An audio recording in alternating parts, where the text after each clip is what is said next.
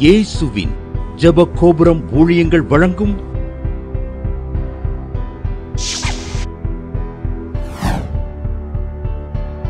நம்பிக்கையிலே சந்தோஷமாயிருங்கள்.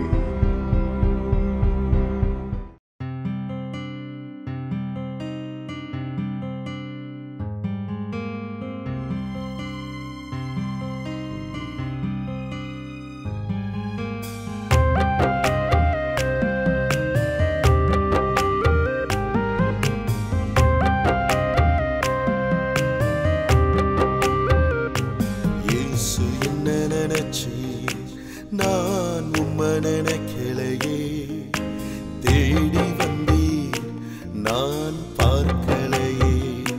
இயேசு என்ன நினைச்சீர், நான் உம்மை நினைக்கலையே, தேடி வந்தீர் நான் பார்க்கலையே. ஓ என் இயேசுவே,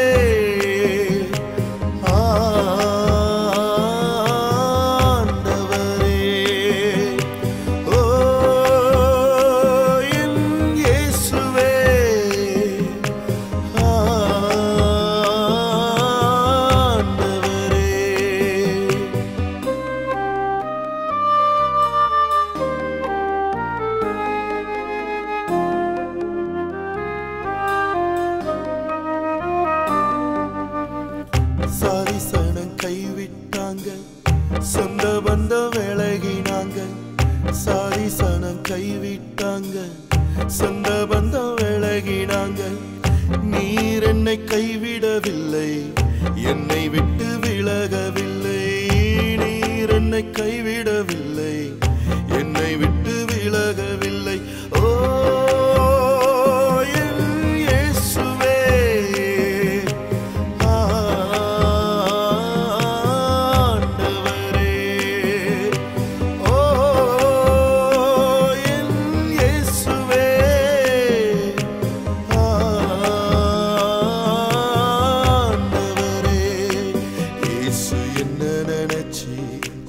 நான் உம்மை நினைக்கலையே, தேடி வந்தீர் நான் பார்க்கலையே. இயேசு என்ன நினைச்சீர், நான் உம்மை நினைக்கலையே, தேடி வந்தீர் நான் பார்க்கலையே.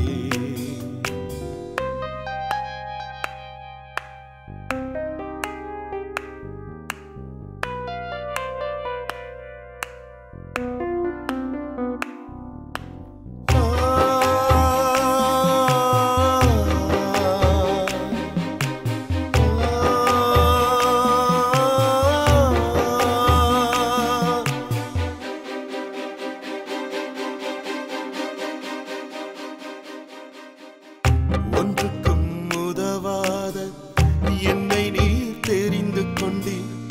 ஒன்றுக்கும் உதவாத என்னை நீர் தெரிந்து கொண்டீர். ராஜ்யம் கட்டப்பட கையில் என்னை எடுத்தீர். ராஜ்யம் கட்டப்பட கையில் என்னை எடுத்தீரே. ஓ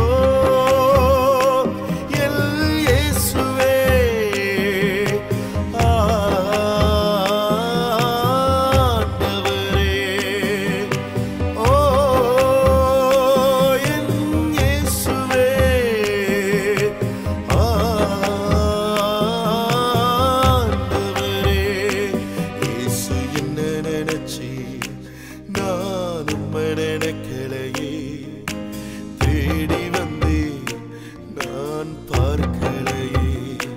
இயேசு என்ன நினைச்சீர், நான் உம்மை நினைக்கலையே, தேடி வந்தீர் நான் பார்க்கலையே.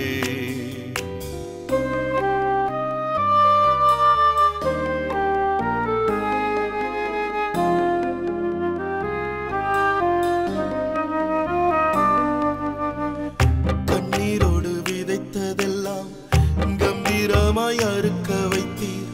கண்ணீரோடு விதைத்ததெல்லாம் கம்பீரமாய் அறுக்க வைத்தீர்.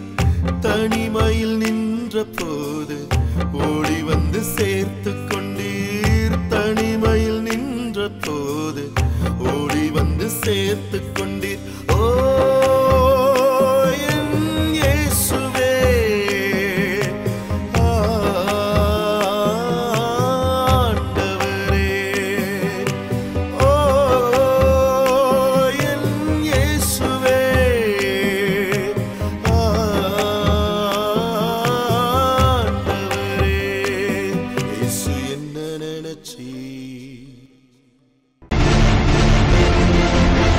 டிவியில் ஒவ்வொரு ஞாயிற்றுக்கிழமை மாலை 7:30 மணி முதல் 8 மணி வரை ஒளிபரப்பாகும் நம்பிக்கையிலே சந்தோஷமாயிருங்கள் என்ற இந்த டிவி நிகழ்ச்சியின் சாட்சியின் வேலைக்கு உங்கள் அனைவரையும் அன்புடன் அழைக்கின்றேன்.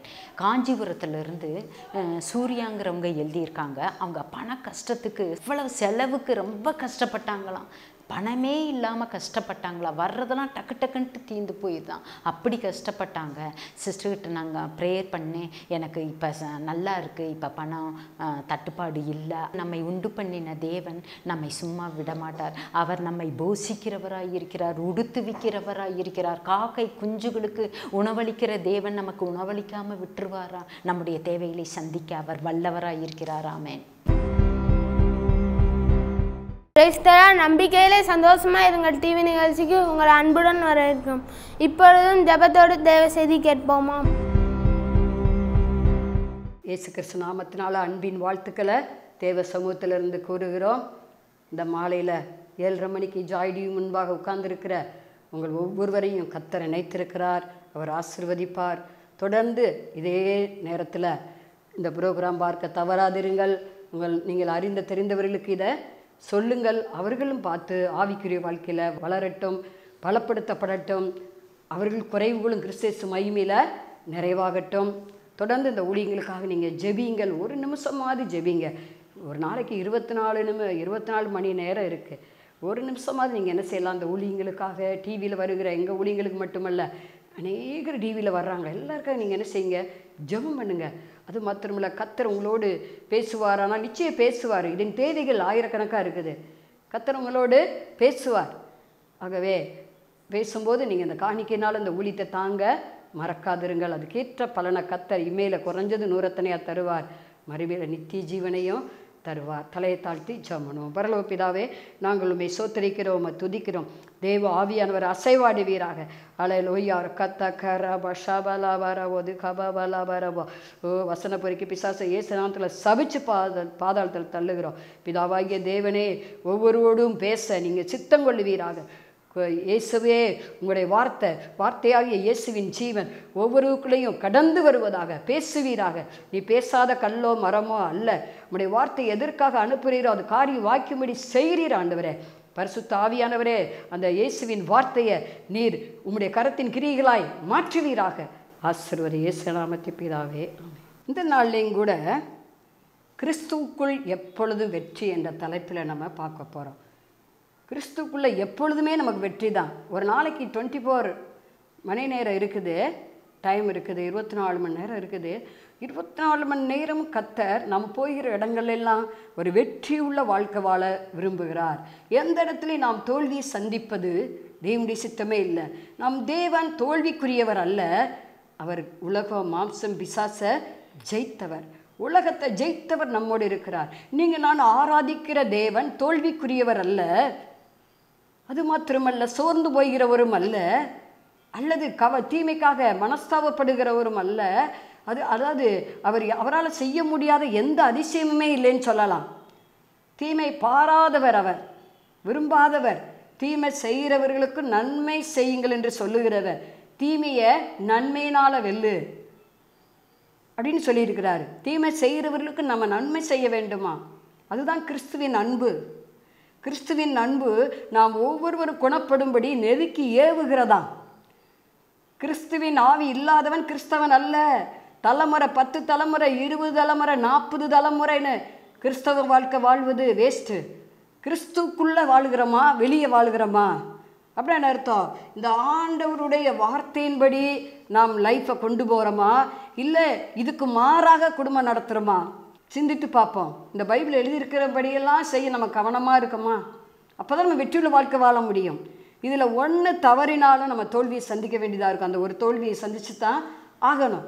சரி, இங்கே நம்ம பார்க்குறோம் 2 கொரிந்தியர் 2ஆம் அதிகாரம் 14வது வசனம் சொல்லுகிறது, கிறிஸ்துவுக்குள் எப்பொழுது எங்களை வெற்றி சிறக்க பண்ணி எல்லா இடங்களிலும் எங்களை கொண்டு அவரை அறிகிற அறிவின் வாசனை வெளிப்படுத்துகிற தேவனுக்கு சோத்திரம் சோத்திரம். இங்கே நம்ம பார்க்குறோம், அவர் பவுல் சொல்கிறாரு, கொரிந்திய சபை உங்களை மாதிரி என்னை மாதிரி புறஜாதியிலிருந்து வந்த சபை தான். அவங்கள பார்த்தவர் அநேக முறை கடிந்து கொள்ளுகிறார் கொரிந்திய சபையை. ஏனெனில் நீங்கள் இன்னும் குழந்தைகளாகவே இருக்கீங்களே, இன்னும் பாருங்கள், ரட்சிக்கப்பட்டு 5 வருஷம் ஆச்சு, 20 வருஷம் ஆச்சு, 40 வருஷம் ஆச்சு, நான் சின்ன பிள்ளையிலே ரட்சிக்கப்பட்டேன்னா சொல்கிறாங்க. ஆனால் ஸ்பிரிச்சுவல் லைனில் பார்க்கும்போது, ஸ்பிரிச்சுவல் லைஃப்பில் ரொம்ப குழந்தைகளை போல் இருக்காங்க. ஒரு வளர்ச்சி இல்லை, ஆவிக்குரிய வளர்ச்சி இல்லை. சும்மா ஒரு நார்மலாக என்ன சொல்கிறது, பாரம்பரிய ஜபத்திலே உட்காந்துக்கிட்டு இருக்காங்க எல்லாரும். அப்படி இருக்கவே கூடாது. பரமண்டலங்கள் ஜபத்தில் தான் அநேகர் அதில் தான் வாழ்ந்து கொண்டு இருக்கிறாங்க. எப்பொழுதும் வெற்றி சிறக்க பண்ணுகிற தேவன் நம்மோடு இருக்கிறார் என்கிற உணர்வு வேணும். நம்ம பார்க்குறோம், அவரை அறிகிற அறிவின் வாசனை. ஆண்டவர் அறிஞ்சிருக்குமா? நம்ம இன்னைக்கு எல்லாருக்கும் தெரியும், எல்லாரும் கிறிஸ்தவ பள்ளியிடத்துலாம் படிச்சிருப்பாங்க. நிறைய பேர் இயேசுவை பற்றி கேளுங்க, தெரியும். நான் அந்த ஸ்கூலில் தான் படித்தேன், அந்த காலேஜில் தான் படித்தேன்பாங்க. ஆனால் அவரை படிச்சிருக்கலாம், இந்த உலக கல்வி அறிவை படிச்சிருக்கலாம். ஆனால் ஆண்டவர் அறிகிற அறிவு, ஒரே மெய்யான தேவனை அறிகிற அறிவில் எந்த அளவுக்கு நம்ம தேர்ச்சி பெற்றிருக்கோம். நாளுக்கு நாள் அவரை அறிகிற அறிவில் வளர வேண்டும். அப்பொழுது நம்ம வெற்றியை சுதந்திரிக்க முடியும். சும்மா பேருக்கு ஜெபம் பண்ணிவிட்டு, ஏதோ 10 நிமிஷம் பண்ணிவிட்டு, ஒரு 1/4 மணி நேரம் பண்ணிவிட்டு, அநேகற்ற கேளுங்க அப்படி தான் சொல்லுவாங்க. சும்மா 10 நிமிஷம் ஜெபம்பாங்க. நீங்கள் 10 நிமிஷம் வேலை பார்த்துட்டு வாங்க, உங்கள் எஜமான் உங்களை ஏற்றுக்கிட்டு வரான்னு பார்ப்போம். ஓவர் டைம் பண்ணலாம் வேலை பார்க்குறீங்க, இதுக்கு வருமானத்துக்கு பாருங்கள், நான் வேண்டான்னு சொல்லலை. ஆனால் ஏன் நம்ம தோல்வியை சந்திக்கிறோம்? நம்முடைய ஜெபக் குறைவு, ஸ்பிரிச்சுவல் குறைவு, ஆண்டவரோடு உடன்படிக்கை பண்ணியிருக்கிற அந்த ஐக்கிய குறைவு. எதற்காக நம்மளை ரட்சித்தார்? உலக வேலை மட்டும் பார்த்துட்டு உயர்வதற்காக இல்லை. நாம் வேலை பார்க்குற இடங்களில் அவர் வெற்றியை கொண்டாட வேண்டும், அவர் வெற்றியை பற்றி சொல்ல வேண்டும். அநேகருக்கு தெரியவில்லை. இயேசுனா சரி கிறிஸ்தவங்க தெய்வம்னு அநேகர் நினச்சிக்கிட்டு இருக்காங்க. இல்லை, பூமி அதனுடைய குடிகள் யாருடையது? கர்த்தருடையது என்று சங்கீதம் 24:1 சொல்லுகிறது. யோவான் 1 அதிகாரம் எழுதப்பட்டிருக்கிறது. ஸ்டார்டிங்கே ஆதியிலே வார்த்தை இருந்தது, அந்த வார்த்தை தேவனாக இருந்தது, அந்த வார்த்தை தேவனோடு இருந்தது. உண்டானதொன்று அவராலே அல்லாமல் உண்டாகவில்லை. பிதாவாகிய தேவன் தம்முடைய குமாரனாய் இயேசு கிறிஸ்து மூலம்தான் அந்த பூமியையும் அதில் உள்ள எல்லாவற்றையும் உண்டாக்கினார். அதுதான் ஆண்டவர் சொன்னார், நான் தான் வழி, நான் தான் சத்தியம், நான் தான் ஜீவன் சொன்னார். எல்லா இடங்களையும் எப்போது நம்ம வெற்றி வாழ்க்கை வாழ்வது தேவனுடைய சித்தமாக இருக்கிறது. எல்லா பிரச்சனையும் நம்ம வின் பண்ணியே ஆகணும். எந்த பிரச்சனையும் நம்மளை மூழ்கடிச்சிடக்கூடாது. பிரச்சனையெல்லாம் தேவ சமூகத்துக்கு முன்பாக தேவ பிரசனத்தில் பர்வதங்களை போல உருகி போகுமா? தேவ பிரசனத்தில் பர்வதங்களும் மெழுகு போல என்ன செய்யுமா? உருகி போகுமா? இங்கே நம்ம பார்க்குறோம், அந்த அடுத்த வசனம் சொல்கிறது, ரட்சிக்கப்படுகிறவருக்குள்ளேயும் கெட்டு போகிறவருக்குள்ளேயும் நாங்கள் எப்படி இருக்கிறோம்? நாங்கள் தேவனுக்கு கிறிஸ்துவின் நற்கந்தகமாக இருக்கிறோம். 16வது வசனம், கெட்டு போகிறவர்களுக்குள்ளே மரணத்துக்கு ஏதுவான மரண வாசனையாகவும் ரட்சிக்கப்படுபவர்களுக்குள்ளே ஜீவனுக்கு ஏதுவான ஜீவ வாசனையாக இருக்கிறோம். இவைகளை நடப்பிக்கிறதற்கு எவன் தகுதியானவன்? கொஸ்டின் எழுப்புறாரு கொரிந்திய சபைக்கு. பவுல் ஒரு கொஸ்டினை போடுறாரு. அடுத்த வசனம் 17 சொல்கிறாரு, அநேகரை போல நாங்கள் தேவ வசனத்தை கலப்பாய் பேசாமல் துப்புரவாகவும் தேவனால் அருளப்பட்ட பிரகாரமாகவும் கிறிஸ்துவுக்குள் தேவ சந்நிதியில் பேசுகிறோம். அந்த 2 கொரிந்தியர் 2 அதிகாரம் 14 முதல் 17 வசனங்கள் நீங்கள் வாசித்து பாருங்கள். என் பேச்சே வெற்றியுள்ள பேச்சுன்னு சொல்கிறாரு. மனுஷர் மாதிரி அவர் இல்லை. மனுஷர் தான் சொல்லி செய்ய மாட்டாங்க, என்னத்தனாலும் அனௌன்ஸ் பண்ணிட்டு போயிட்டே இருப்பாங்க. ஆனால் என்ன செய்ய மாட்டாங்க? அதை செய்ய மாட்டாங்க. சொன்னதெல்லாம் செய்கிறாங்களா? இல்லை. சொன்னேன் சாரி. இன்னைக்கு சாரின்னு ஈஸியாக மக்கள் கேட்க பழகிட்டாங்க. சாரிக்கே மதிப்பு இல்லாமல் போச்சு பாருங்கள். ஆண்டவற்றை அப்படி தான் செய்கிறாங்க. தப்பு செய்கிறதெல்லாம் செஞ்சுட்டு தினம் தப்பு பண்ணுவாங்க. ஆனால் ஆண்டவரே மன்னியும். தெரிஞ்சு செஞ்சால் நல்லா ஒன்று தெரிஞ்சுக்கங்க, தெரிஞ்சு நம்ம செஞ்சோம்னா இப்படி செய்யக்கூடாதுன்னு தெரியும். வேதம் மூலம் ஆண்டவர் நம்மளோட பேசியிருப்பார். செய்யக்கூடாதுன்னு சொல்கிறத செஞ்சால் நம்ம அநேக அடிகள் அடிக்கப்படுவோம். ஏன்னா தெரிஞ்சு செஞ்சால் அநேக அடி. ஆண்டவரை பற்றி தெரியல, அவருடைய பிரமாணங்கள் கட்டளைகள் பற்றி யாருக்கும் மக்களுக்கு தெரியல, அவங்களாம் சின்ன அடியாக பற்றிட்டு விட்டுருவார் ஆண்டவர். ஆனால் நம்ம தெரிஞ்சு செய்கிறோம் பார்த்தீங்களா? எனக்கு இயேசு தெரியும், நான் ரட்சிக்கப்பட்டு இத்தனை வருஷம் ஆச்சு, பரிசுத்தாவி அபிஷேகம் பெற்று இவ்வளவு ஆண்டு ஆயிடுச்சு, எனக்கு வேத புத்தகத்தை நான் பல முறை படிச்சிருக்கீங்க, இதெல்லாம் சொல்லுவாங்க. ஆனால் அவருடைய அச்ச அடையாளங்களை நாம் தரித்து கொண்டு சுயத்தை சிலுவையில் அடிச்சிருக்கோமா? நான் எல்லாவற்றிலும் நானுங்கிறதே வரக்கூடாது. அப்போ நம்ம தோல்வியை சந்திக்கிறோம். பவுல் சொல்கிறாரு, நான் எதையும் நீங்கள் ஒரு சேலஞ்சாக பேசாதீங்க. அதாவது என்ன சொல்கிறாருன்னா, நாளைக்கு நாங்கள் உயிரோடு இருந்தால் இன்ன இடத்துக்கு போவோம்னு சொல்லுங்கள். கரெக்டாக பேசுகிறார் பாருங்க. அவர் குறைந்த சபைக்கு எச்சரிக்கிறாரு. கிறிஸ்துவுக்குள் எல்லா இடங்களிலையும் எங்களை வெற்றி சிறக்க பண்ணுகிறவர்னு போல்டாக சொல்கிறாரு. ஏன்னா ரட்சிக்கப்படுகிறவர்களுக்குள்ளே நாங்கள் ஜீவ வாசனையாக திகழ்கிறோம். கெட்டு போகிறவங்களுக்கு, இயேசு கிறிஸ்துவை ஏற்றுக்கொள்ளாதவங்களுக்கு, அவருடைய வழியில் நடக்க விருப்பம் இல்லாதவர்களுக்கு, அவருடைய நீதி நியாயங்கள் கட்டளைகளை சத்தியத்தை கடைப்பிடித்து நடக்க மனதில்லாதவர்களுக்கு நாங்கள் மரண வாசனையாக இருக்கோம். எல்லாருக்கும் எல்லாமானங்கிறாரு. அதுவே நாங்கள் மற்றவர்களை போல் கலப்படமாக பேசலை. பணத்துக்காக ஒரு பேச்சு நாங்கள் பேசலை. ஜனங்களை பிரியப்படுத்தும்படி நாங்கள் பேசலை. எல்லாரும் எங்களை நல்லவங்கன்னு சொல்லணும் அப்படி நாங்கள் பேசலை. இவங்க ஜெபம் பண்ணால் சப்பானி நடக்கிறான், செத்தவன் பிழைக்கிறான் அப்படி சொல்கிறதுக்காக இல்லை. நீங்கள் ஜெபம் பண்ணாலும் இது நடக்கும். அல்லேலூயா. ஏன்னா அவர் அறிந்த எல்லாரை கொண்டு, அவரை விசுவாசிக்கிற எல்லா ஆண் பெண் எல்லாரையும் கொண்டு கர்த்தர் பெரிய காரியங்களை செய்ய விரும்புகிறார். என்னை விசுவாசிக்கிறவன் நான் செய்கிற கிரியைகளையும் இதை காட்டிலாம் பெரிய காரியங்களை செய்வான். யோவான் 14:12 எழுதப்பட்டிருக்கிறது.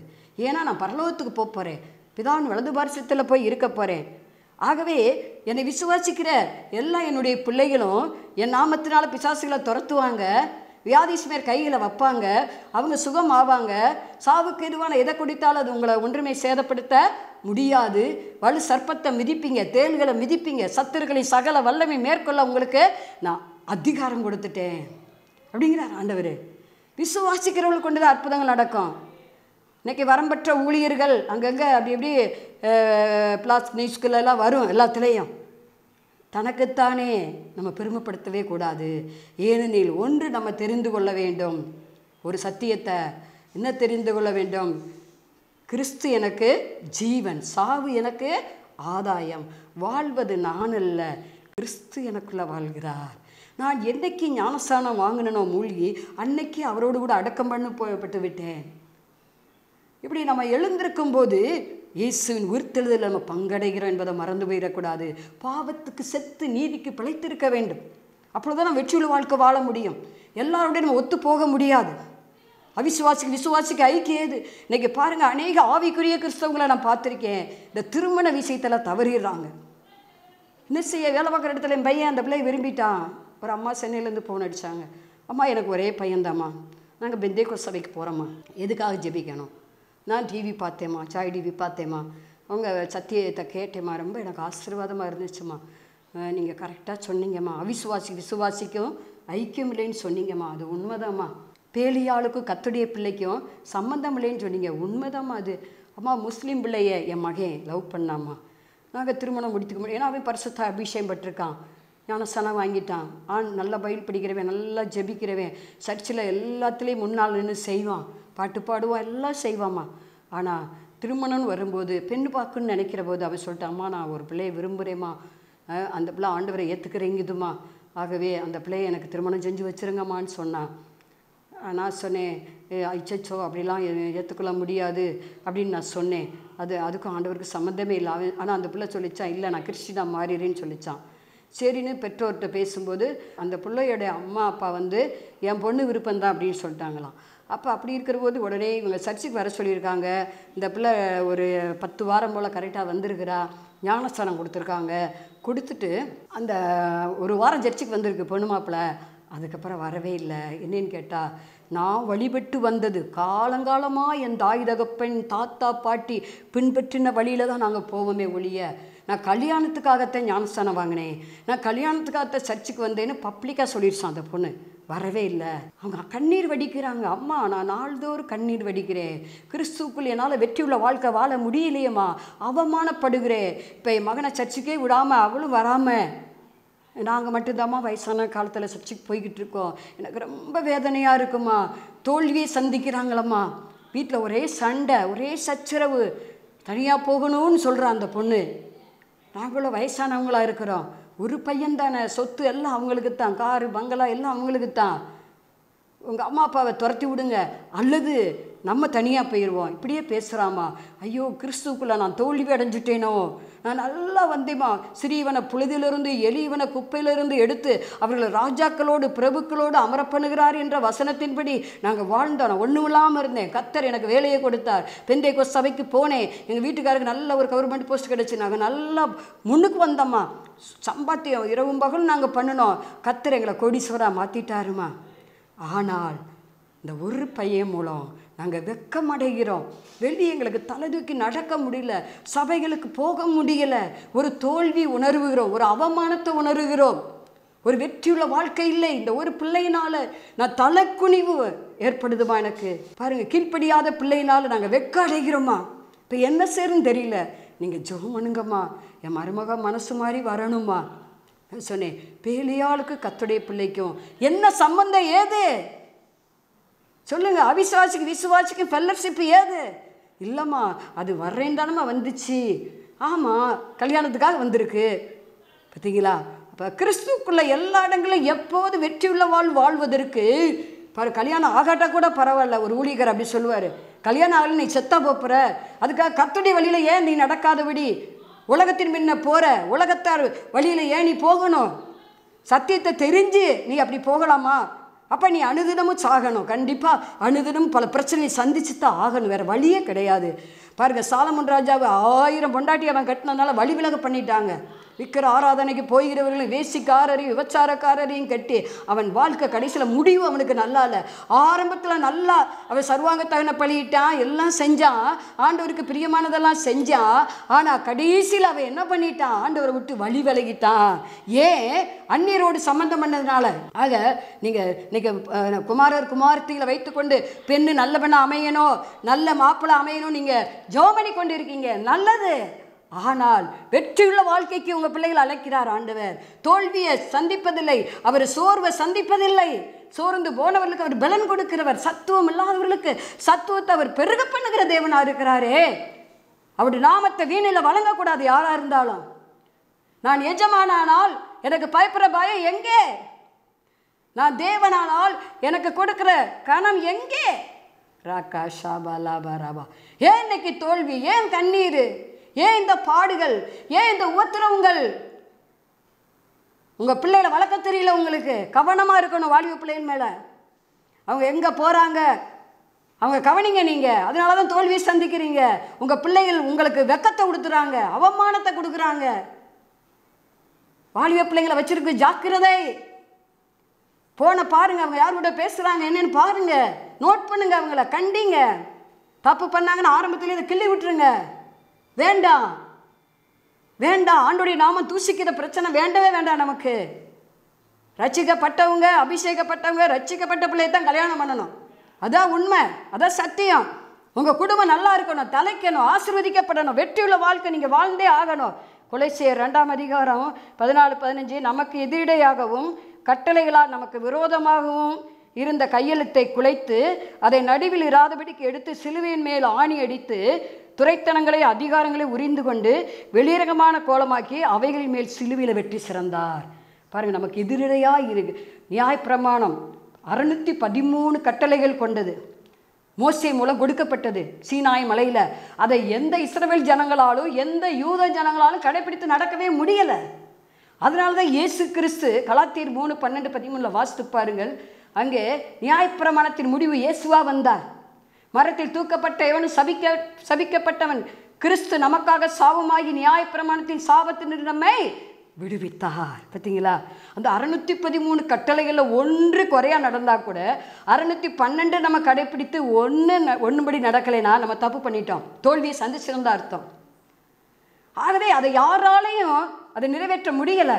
அதனால தான் இயேசு கிறிஸ்து இந்த பூமிக்கு வந்தார். நமக்கு எதிரையாக இருந்த அந்த கட்டளைகள் 613 கட்டளைகளையும் எடுத்து கையில் எடுத்து ஆணி அடித்து சிலுவை மேலே என்ன செஞ்சார்? அவர் வெற்றி சிறந்தார். அவர் கட்டளையை அடுத்து ஒரே கட்டளையாக மாற்றினார், ராஜரீக கட்டளையாக மாற்றினார். அதுதான் உன் தேவனாய கர்த்தரிடத்தில் ஓ முழு இருதயத்தோடு முழு ஆத்மாவோடு ஓ முழு மனதோடு என்ன செய்யணையே அன்பு கூறுவாயாக. நீ உன்னிடத்தில் நீ தேவனிடத்தில் அன்பு கூறுவது போல நீ அடுத்து உன்னிடத்தில் அன்பு கூறு, உன்னிடத்துல அன்பு கூறுவதில் பிறனிடத்தில் அன்பு கூறு. இந்த அன்பை கொண்டு வந்ததே அவர் தான்.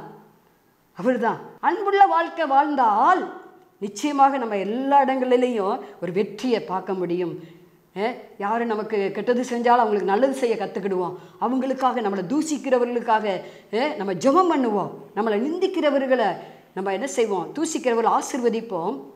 சபிக்க வேண்டாம். நம்ம சபிக்கிறவர்களை ஆசீர்வதிக்க வேண்டும். நம்மளை துன்பப்படுத்துறவர்களுக்காக, உபத்திரப்படுத்துறவர்களுக்காக என்ன செய்யணும்? நம்ம ஜெபிக்கணும். அப்பொழுது நம்ம வெற்றியுள்ள வாழ்க்கை வாழ முடியும்.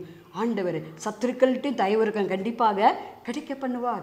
யோசேப்பு ஒரு ஜெயமுள்ள வாழ்வு வாழ்ந்தார். ஆபிரகாம் ஒரு ஜெயமுள்ள வாழ்வு வாழ்ந்தார்.